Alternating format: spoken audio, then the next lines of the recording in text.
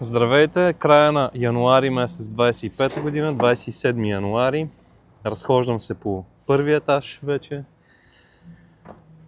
Сварят се кофражите на някои от вертикалите, които са отляти, както виждате. Вече вървиме към втория етаж. Другите първа ще се кофрират и ще се отливат, като тези тук.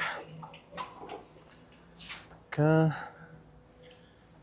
А натам, другата част от половината на първия етаж в момента се налива и се довършва изцяло първия етаж, първото ниво и първата плоча на сградата.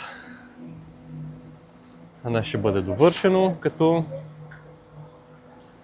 както в предни видеа споменавам, графикът е на всеки месец да има издаване на нова плоча.